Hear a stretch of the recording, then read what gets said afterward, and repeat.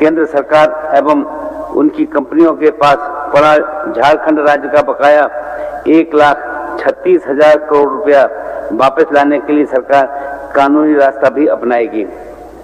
हो, मुंडारी, कुडुख व अन्य जनजातीय भाषाओं को संविधान की 8वीं सूची में शामिल कराने की पहल करेगी।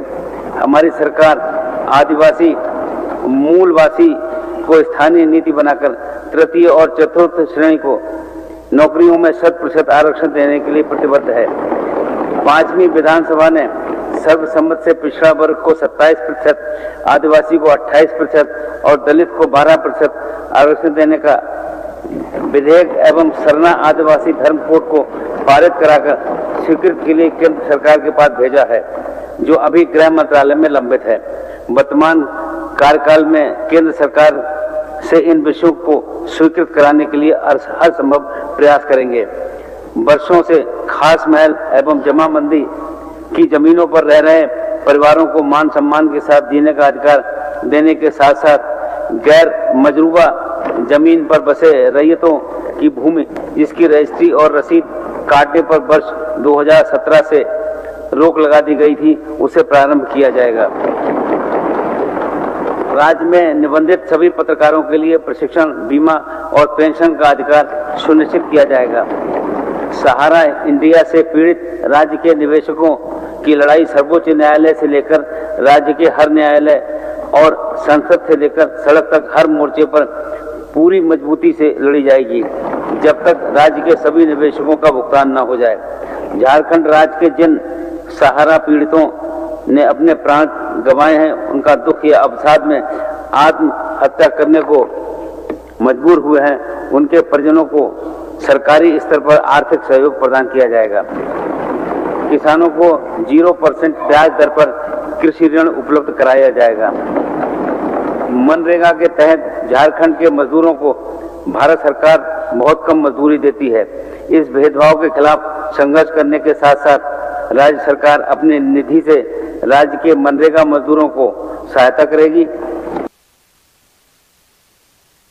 जिससे कि उन्हें न्यूनतम 350 रुपए प्रतिदिन की मजदूरी मिल सके। राज्य में अवस्थित विभिन्न नदियों एवं डैम के पानी का सदुपयोग करने के उद्देश्य से प्रारंभ की गई लिफ्ट इरिगेशन योजना को आगे बढ़ाते हुए 10,000 करोड़ रुपए की योजनाएं प्रारंभ की जाएंगी। राज्य भर में प्रखंड स्तर पर 500 सीएम स्कूल ऑफ एक्सीलेंस की स्थापना करेगी। सभी सीएम स्कूल ऑफ एक्सीलेंस में खेल शिक्षक एवं संगीत शिक्षक की नियुक्ति की जाएगी। साथ ही 4,500 पंचायत स्तरीय आदर्श विद्यालय खोले जाएंगे। प्रारंभ राज्य में प्रत्येक प्रखंड में डिग्री कॉलेज एवं प्रत्येक अनुमंडल में पॉलिटेक्निक महाविद्यालय की स्थापना की जाएगी। राज्य में 10वीं कक्षा से अध्ययनरत सभी विद्यार्थियों को गुरजनी स्टूडेंट क्रेडिट कार्ड योजना से जोड़ते हुए 15 लाख रुपए तक के शिक्षा ऋण की उपलब्धता सुनिश्चित की जाएगी। सभी प्रखंडों और जिले में बाबा साहेब भीमराव अंबेडकर लाइब्रेरी सह शिक्षा सहयोग केंद्र की स्थापना की जाएगी। केजी क्लास से पीएचडी तक निःशुल्क शिक्षा प्रदान की जाएगी। मुख्यमंत्री रोजगार सृजन योजना के तहत 50 लाख तक का ऋण उपलब्ध कराया जाएगा। राज्य में 60,000 पदों पर शिक्षकों और 15,000 पदों पर प्रधानाध्यापकों, विभिन्न कार्यालयों में 2,500 पदों पर लिपिकों और विभिन्न थानों में 10,000 पुलिसकर्मियों की नियुक्ति की जाएगी। क्षेत्रीय एवं जनजातीय भाषाओं को सुदृढ़ करने के उद्देश्य से 10,000 पदों पर भाषा शिक्षकों की नियुक्ति की जाएगी।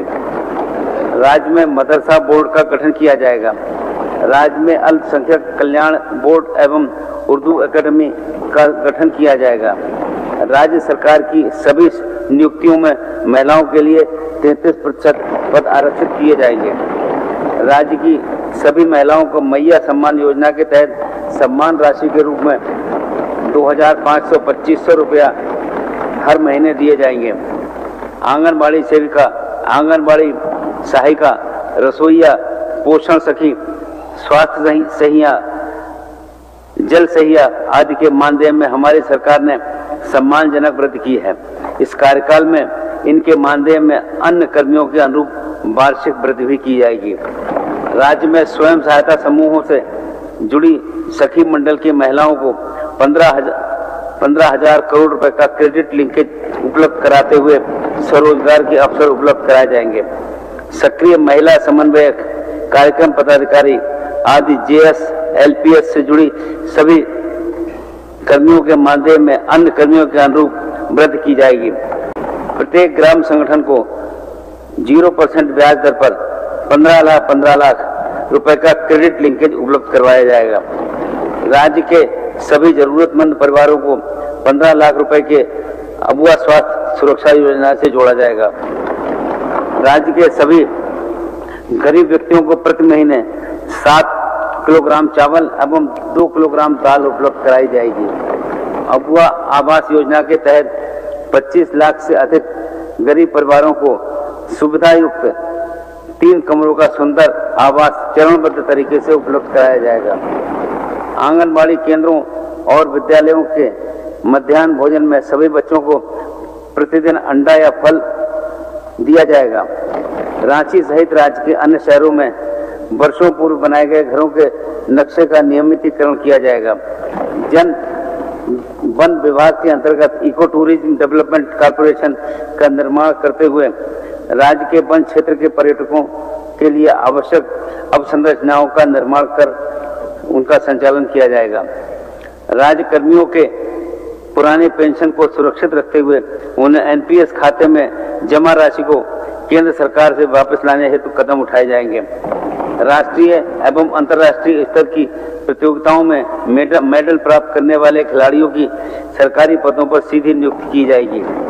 राज्य के सभी जिला मुख्यालयों में बहुउद्देशीय स्टेडियम सह खेल प्रशिक्षण केंद्र के निर्माण के साथ साथ प्रत्येक मंडल में एक स्पोर्ट्स सेंटर ऑफ एक्सीलेंस का निर्माण किया जाएगा।